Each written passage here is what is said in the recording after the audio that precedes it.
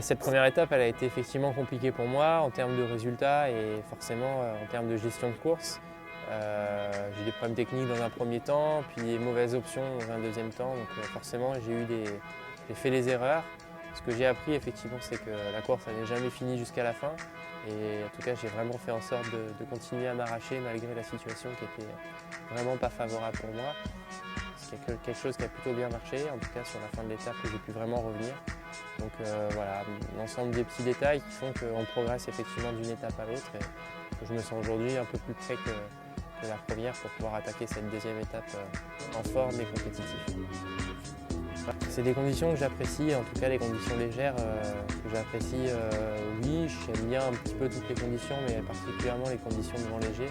Mais c'est vrai que cette instabilité et encore une fois cette part d'aléatoire qui est quand même souvent liée à ces conditions pour le coup très légères, ça va quand ça fait partie, en tout cas en petite partie de la discipline, quand on joue sa solitaire sur des conditions aléatoires et aussi comme on peut avoir sur la première étape et comme on va certainement avoir sur la deuxième, c'est un petit peu plus délicat. On travaille beaucoup quand même pour préparer cette course et des fois c'est un petit peu dommage que cette part finalement d'incontrôlé prenne le dessus et finalement entraîne le résultat final.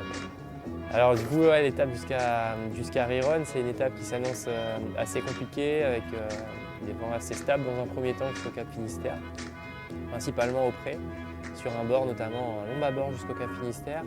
Des vents qui devraient tourner au sud-ouest, donc nous amener au portant pour tout le contournement du Cap Finistère jusqu'à une trentaine, quarantaine de milles de Riron.